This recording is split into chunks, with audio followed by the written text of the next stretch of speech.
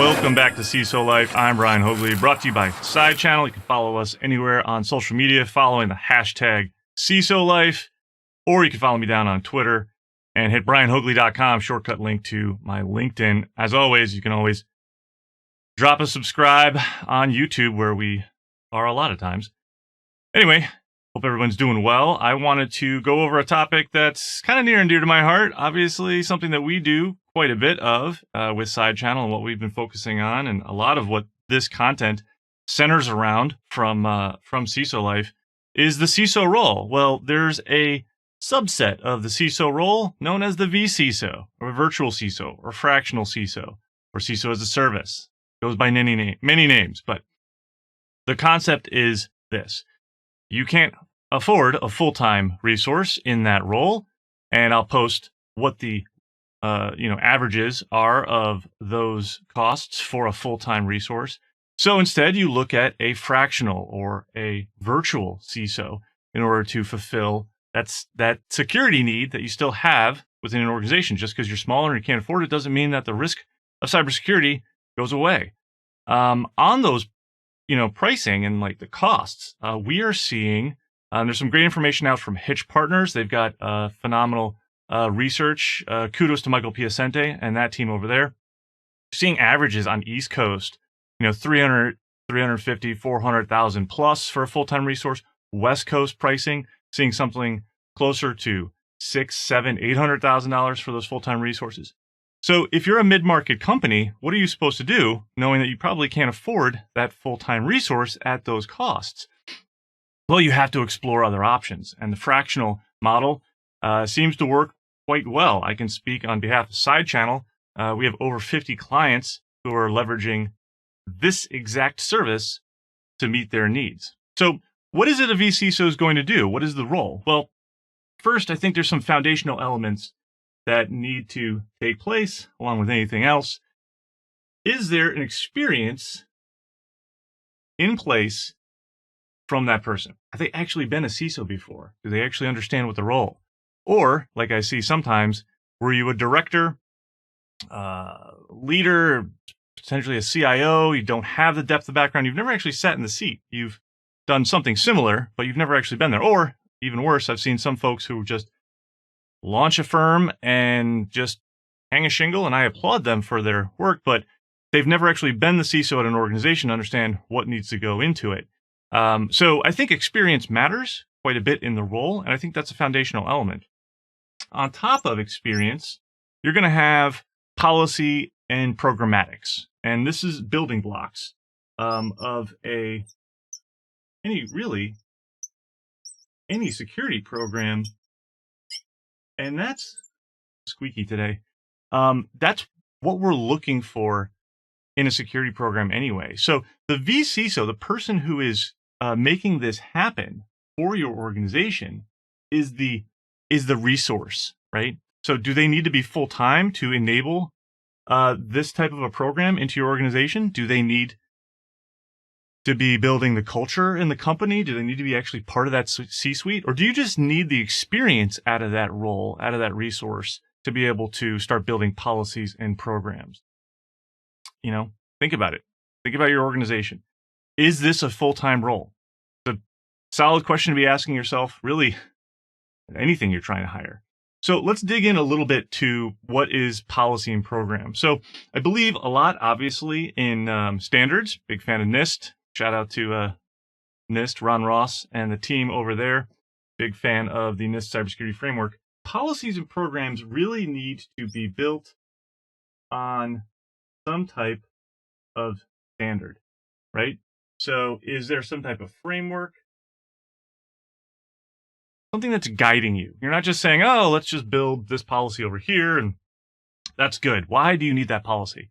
Right? Frameworks are great to be able to leverage, to be able to figure out, is this helping me? Is this getting me in the direction of building the right program? That's very, very important when you start getting up into the nuances and the specifics of your cybersecurity program.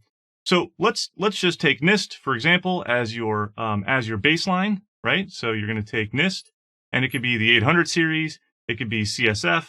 We'll pick CSF because, well, I happen to like this one quite a bit. And we're going to start building policies around that. Okay. Those policies should start with some type of overarching information security policy. You need some type of blanket document that this basically says, we have an information security policy. It exists for a reason, or information security program. It exists for a reason. This is the powers that are kind of vested into the program, into the CISO, that allow them to now execute eventually a program. Inside of the information security policy, you're going to have a variety of different policies. You can either do this as, you have kind of two choices. You can do this as one single policy, if you're small enough and it's easy enough, or you can do this as a multi-set of policies. Okay? And just really kind of depends, how robust do you need each of these policies? Are you small enough? Are you a 50, 100-person shop where you can basically just have one single policy that includes all things like an acceptable use policy, right? Data governance. So now I'm moving on to other areas before we build into programmatics. An area kind of associated with policies are plans. And plans are they're different than your policies. Policies are entitling you, authorizing you on what can be done within an organization, what should be done. Your plans or your procedures are, how do you do them? Who does them? What are you doing? So this is a very important distinction, and these need to be built out as well. So where, again, your policies represent why, your plans or your procedures, right, represent how and who. Okay? So your plans, key plans that you want to kind of get out of the gate, right? And this is, again, what you're looking at your vCISO to implement and bring into your organization: disaster recovery and incident response. Okay? These two are your key plans that really need to get a level of focus and get written out and tested, all the fun things. So make sure that you have these in place, because these two in particular, they represent the things that when you need them, you don't want to have to go try them out for the first time or have to write them. So IR, DR, these are two plans that should be coming out of your policies, policy exercise delivered by your vCISO. You should also want to be able to figure out what type of data, access, systems, important information, critical information, what do you have inside of your business that makes your business very important, right? So what is your sensitive data, right? Also known as the crown jewels, whatever you want to call them. An inventory of this needs to happen. You need to figure out what is the thing that makes your business the most relevant, the most revenue, whatever it is, okay? There's a difference between a system that does $1 million, a year, and a system that does $50 million a year. If given the chance to secure both, which one should you be focusing on? Right. A vCISO is going to be able to figure out, or CISO in sole capacity, really figure out, well, what are those crown jewels? What are these systems? Who are responsible for them? What are the protections that are in place? Again, these are all areas that need to be figured out and built into eventually your programmatics. So let's dig into some of those programmatics. What needs to actually happen inside of an organization? First and foremost, you need to do some type of risk assessment, okay? And a risk assessment is going to allow you to fully understand, what do you have inside of the organization? How are you mapped to controls? What risks do you have from the outside that you need to be considering? This all goes into, the process of determining what to secure first, second, and third. That is, actually done by an ancillary kind of process known as a gap analysis. You're going to want to do a gap analysis, and that basically tells you, from where I am and what do I have today, what do I want to look like? Once you have that plan, right, you're going to need some level of governance. So say we set the plan, we've identified what we have inside of the organization, we have a roadmap written, Well, now we need to actually govern that. And I like to do, some type of quarterly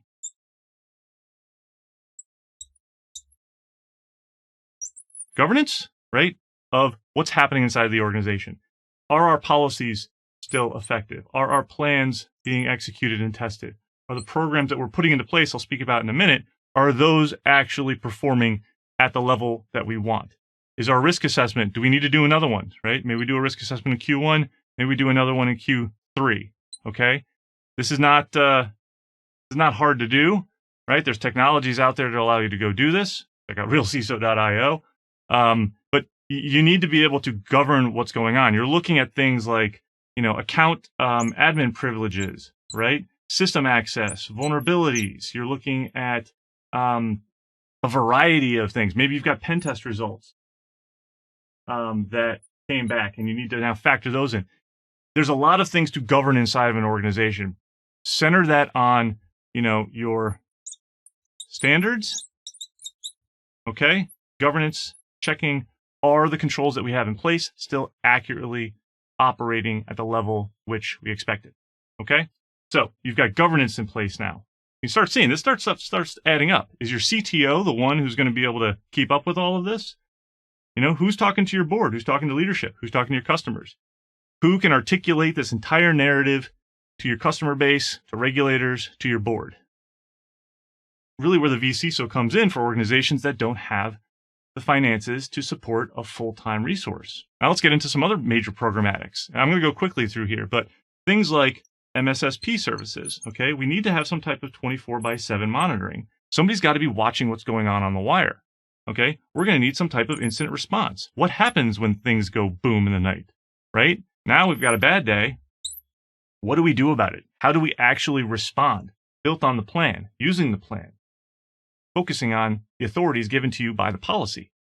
Those IR exercises like tabletops and working with your supply chains to figure out where they fit in, working with your vendors to figure out where they actually come into the incident response plan. These are important programmatics that need to be run. Again, who's managing this? You need to have some type of inventory, right? Beyond just the sensitive and crown jewels, you really need to understand what makes up the environment. You need to have a level of support, to IT. This is huge. That actually feeds into vulnerability management. When you find results that are not to your liking out of your inventory, out of your gap analysis, how do you actually start addressing those vulnerabilities? How do you discover them? How do you put forth a remediation, right, from the lack of patching or known vulnerabilities in accordance with severity established from your vulnerability management policy? How do you actually address privilege access? Okay. How do you oversee, govern, manage, audit the accounts for all the systems beyond that of a standard user? This is probably the area that bites most organizations, in the backside when they start looking at why did they get breached? Why was there an incident?